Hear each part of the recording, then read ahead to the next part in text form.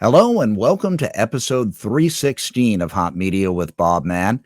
Every week on this podcast, we talk about the hottest controversies and the hottest content in the media.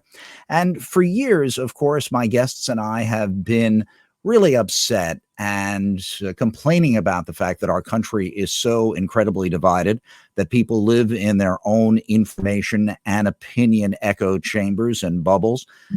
But sometimes, after 2 years of doing the podcast, I say, well, what can you do about it? Well, my guest on this episode of the program is one of the people who is going to be doing something about it. And you can see him if you're watching the video right now on YouTube. And my guest is Pranjit Kalita, who is one of the co-founders of something which is called Koyn, spelled Koyn. And it is, in essence, and I hope I am saying this correctly, and you can correct me certainly, Pranjit, a platform to at least attempt to have people be able to have polar opposite views, but still have some sort of dialogue. So thank you very much for coming here on Hot Media to talk about this. This is both hot in terms of content and controversy. Yeah, thanks, Bob. It's a pleasure to be here. Let's explain exactly how it works. So, this is something that basically the name comes from two sides of a coin, Yeah, and you would have people from very different perspectives talking to each other. First, let's just explain how it's supposed to work. sure. So it's as you mentioned, it is derived from the word coin. We just spell it differently, and to not confuse people into believing that we have something to do with cryptocurrencies. The whole idea is that we feel that people are much more than their labels and the labels that the media puts on them, that social media uh, almost imposes on them.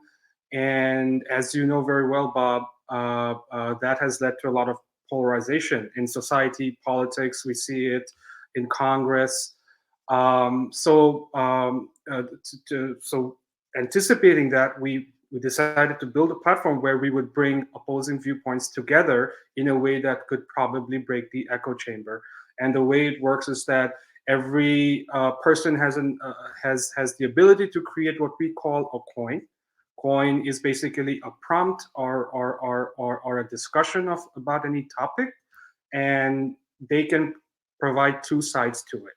And those two sides can be either polar opposites or moderate and extreme versions of the same aisle, whatever the creator wants. And and in terms of engagement, we think that people are more nuanced than, like I said, their labels or Democrat, Republican, right, left.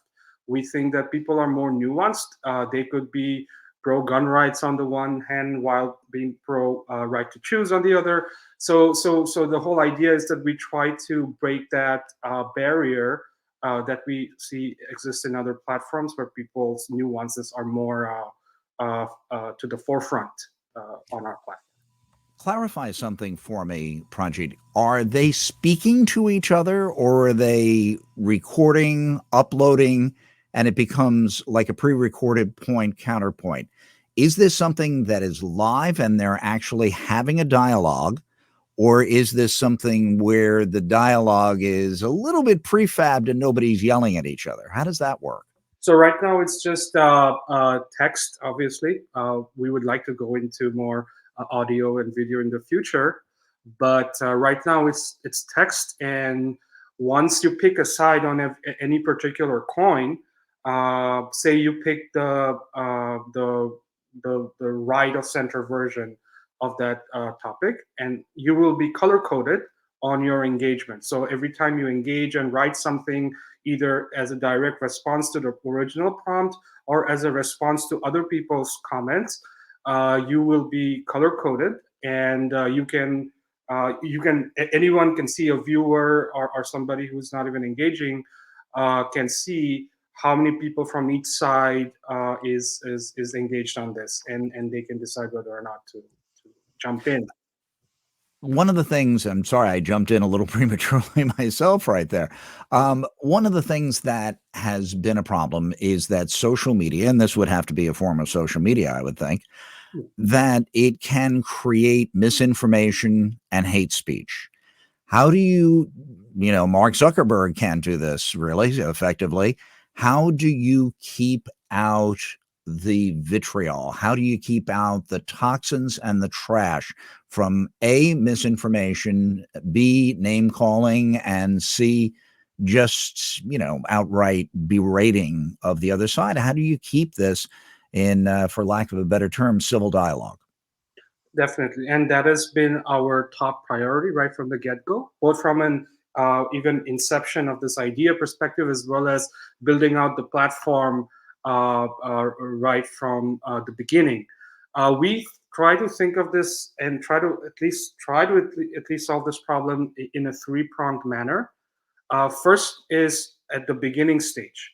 We think that one of the major problems leading to misinformation, vitriol, trolls is the fact that there's too much of a prevalence of bots and multiple accounts of the same person on other legacy platforms. So what we do is that right from the beginning, we try to eliminate as many of them, both bots and multiple accounts from the get-go. How we do that is by we require a phone number, nothing else than a phone number. Don't even need an email address, but a phone number, because phone numbers are hard to fake, and we will be sending a one-time password during the registration phase itself. So if you don't have a phone number or if you're faking it, you won't be able to proceed further in our sign-up stage. Now, the other part about maintaining uniqueness of every user, what we do is that during sign up, we ask every user to take a picture, a screenshot of themselves, which we then only check to see whether or not they exist in the system. And then we throw away their picture. We do not even use their picture or anything like that. We just form a code, computer generated code, so that we verify the uniqueness of each and every user, and that will be the identifier of the user when they choose to delete their platform. So this will help us, we think, at least fight half the battle, because if you look at Facebook or Twitter, they spend so much of their resources on these manual establishments where people are going and looking into profiles and activities and deleting them one by one. And the other day, I saw about hundreds of thousands being deleted in Spain alone. So if we can solve this problem right from the get-go, which we are attempting to, 5 years down the line at scale, hopefully at scale, we wouldn't have to worry about some of the other offshoots of this problem. So that is at the beginning stage. Within the system, we have the typical blocking content, blocking users, reporting certain things. And if we see that somebody or some content is being flagged multiple times, we will take action. Also, we believe that while media platforms, social media platforms should be somewhat regulated, they also should not get to decide what speech gets policed and what not. So we think, enabled what we call self-policing within our platform. How we do that is every engagement within Koyn, every post that you make, every comment that you make can be upvoted and downvoted. Upvote can happen from both your side and the other side, but downvotes can only happen from your side. So what that means is that people would not misuse the platform. Say other side will not just keep downvoting something. And if we see that somebody is just extremely vitriolic historically, and that would be a big indication that people who are predisposed to agreeing with them are turned off by them, and we will take action. So that is another way we think that the platform can provide a sweet middle spot to attack this problem. And finally, this is more aspirational. With more resources, hopefully in the very near future, we would like to automate as much of this process as possible by identifying sentiments and natural language processing and machine learning to flag inappropriate content, so we can automate a lot of this process.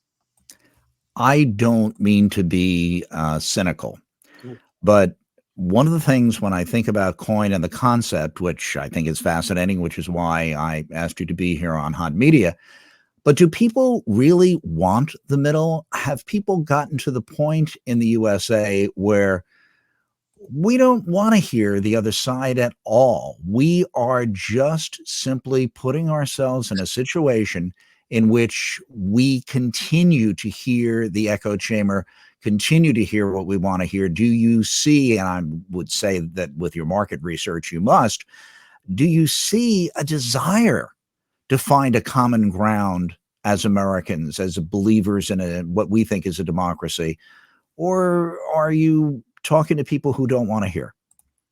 That's another great question, and something that we spent a lot of time on, as you mentioned, market research. Before we even started developing this platform, when we first had the idea, we did a lot of research around the country, random people, anecdotal, and it seemed like they believed 80 to 1, 70 to, 80, 80, 20, 70, 30, that that they think that there is a necessity to at least bring opposing viewpoints together. We also see it being talked about by politicians in the middle, as being as desiring a way of going back to the old days, as they say, when Ronald Reagan and Tip O'Neill used to work together and all that stuff. Um, and in terms of data and statistics, we see that independents think that, according to Gallup, this was, I think, in last year, February, 62% of independents, of people, thought that a third party, an independent party, is absolutely necessary, and that would be the main center of gravity of this country. So I think what you're saying is correct in terms of how the media portrays it, and this is something that I heard in one of your other guests being talked about how the media, it's almost impossible for them to. It's between a hard and a rock and a hard place, right? So New York Times tries to do something to appeal, or rather to portray itself that, okay, it's not only liberal, but then it doesn't end up pleasing the conservatives. And guess what? Liberals say that, well, you are just showing the extremities on the right. So there is no. I think the problem is largely with the media and the incentive structures behind the media, not with the country itself. I really believe that people do desire to get things done, and to be cordial, and so on and so forth. So I think that that was the reason we decided to do this. Couple of quick things before we get to the background. I'd like to give the audience, which hopefully is getting interested in the concept of Koyn, how can they take advantage? Are you up? Have you launched? Where do they go? How do they do it? Yeah, definitely. So we recently became publicly launched on both App Store and Google Play Store. You can find us under Koyn, Koyn, and sometimes on, I think, on App Store there's a radio station called Koyn for whatever reason. So you might have to put Koyn the Opinion Network on it in order to locate us. We are also available on. I think you're muted, Bob. Bob, you're muted. Operating my own equipment and just muted myself like I was in a Zoom meeting. Okay. That is not the fault of StreamYard, folks. That is the fault of the host, who is also the engineer. Just to let you know that west of the Mississippi, all call letters begin with K for radio and television stations. So that's why you've got KOYN. And when I Googled you to begin with, it's a country station. And they must have very good social media because they pop up an awful lot. So Koyn what? I'm sorry. Koyn the platform. What? The Opinion Network. Koyn the Opinion Network. Okay. So going back to our very DNA, we really believe that social media, as it stands today, is at the crux of a lot of polarization that we see in society. And the way social media is right now is not even social. We think that instead of focusing on more of the vanities that we see on social media, like how influential are you, how many followers you have, how attractive are you, on all that stuff, we take away the profile of a person. So there is no idea of following anybody. There's no profile. You can be anonymous while you're verified. Of course, you're a unique person. Remember that. So we think that ultimately we are trying to form an opinion network and not just a social network where you can connect with peers or people around the world based on ideas. Hence, we call it Koyn, the opinion network. And that's how you can find us. Let's just talk about people using it. Is it only for those who want to participate, or can it be a audience-driven platform as well? Just look, I'm not going to go on here and express how I feel about Trump or Biden, but I'd like to see the point counterpoint simply as an audience member. Is that a way in which Coin can be used? Yeah, there is a guest access feature on Coin where you can download the app and not sign up and just go into the app, look at the different coins being discussed, and check out what's going on as a guest. But in order to do anything beyond just browsing, you will have to register. Tell me, tell the audience actually something you told me as we were doing a little bit of pre-interview prep, which is how you and your business partner decided to create Coin, what you were seeing, what you were following in global events, national events that actually led to this. That was something that had to do with to some degree, with economics as well as politics. Explain how this idea really started to build with you and your partner. Definitely. So me and my business partner Parth, we also have a startup hedge fund that is global macro in scope. We try to look at the world and try to understand different historical cycles in the past, and we think that the same things happen over and over again. Long story short is that we think, based on just macroeconomics alone, that we are at a tipping point, a rather inflection point in the U.S. And that every 75, 100 or so years, there is a change of guard, if you will. That change of guard happens in the form of, say, um, reserve currency status. That change of guard happens in the form of military strength, where a new incoming power challenges the current power. So we see that happening with China and the US. So essentially, we being investors, we just try to understand how the dynamics work. So the dynamics had a lot to do with politics, uh, central banks, geopolitics, and how they intertwine with each other. Long story short is that because we saw these unconventional monetary policies since 2008, leading to unlimited money being printed and so on and so forth, there is a permanent underclass of people who feel like uh, the wealth gap has completely shifted against them. And they wouldn't be wrong. Since 2008, a lot of the monetary policies have gone on to increase people's asset prices of the wealthy, right? And a lot of people have felt left behind. That leads to populism. So it all kind of makes sense. That leads to populism both on the right and the left, and and sometimes lead to more severe circumstances within the country, or again, like I said, geopolitics.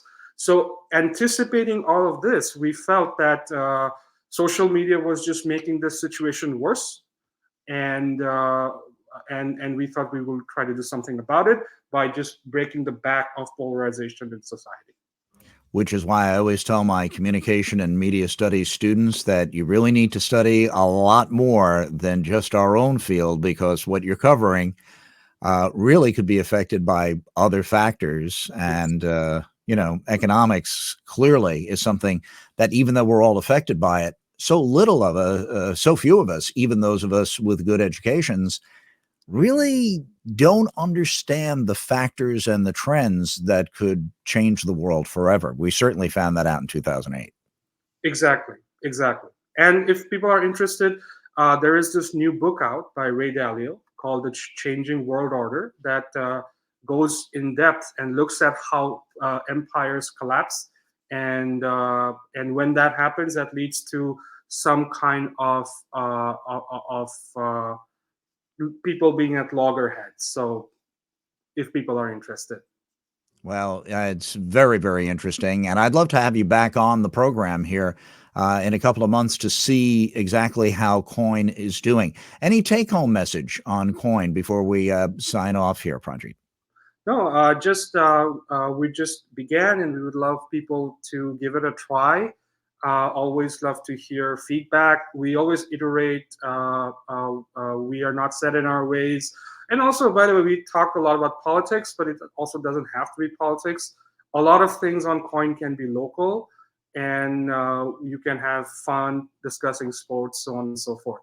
Real quickly, if I may, I didn't get to cover this. If people are interested, we are available on YouTube, uh, uh, Twitter, Instagram, Facebook, and you can find us under Coin the App, KoynTheApp. That's our handle. So looking forward to getting more users. Well, we thank you very much for being here on this program, and we definitely hope to have you back again. And it's rare, it's an overused word, unique, but I think you are taking a unique approach to social media in a very divided nation and a very divided world. So thank you very much for being here on Hot Media. Thank you so much, Bob. It's been a pleasure. And that is our guest, Pranjit Kalita, talking about Koyn right here on Hot Media. And that's it for this episode of the program. And we certainly hope that you join us on a regular basis here. This is still primarily a audio only podcast, not audio only. Obviously, you wouldn't be seeing it on video. It is primarily an audio podcast that has a video component. We hope that whether you're listening on Odyssey or Spotify or Apple Podcasts, you subscribe. And we hope if you're watching on YouTube that you subscribe. You can find out so much more about the podcast, our guests, and archives by going to the website that you see on the video version right now, but I'll say it twice for the audio audience, www.bobmanhotmedia.com. That's www.bobmannhotmedia.com. And also, please follow me on Twitter, my handle @BobManMedia. And we hope you join us on a regular basis. We're here every single week to talk about the hottest controversies and hottest content in the media. Next week is going to be audio only. I'll explain the reasons. One of our favorite guests, Paul Levinson, is going to be my guest, but I'm going to be doing that interview in my advanced podcasting class at Caldwell University in New Jersey. So we're going to do it as audio only, and we'll be back with that next week for our audio audience, and back in 2 weeks with video for our video audience right here on Hot Media. So please join us on a regular basis so that you can find out what's going on in the media.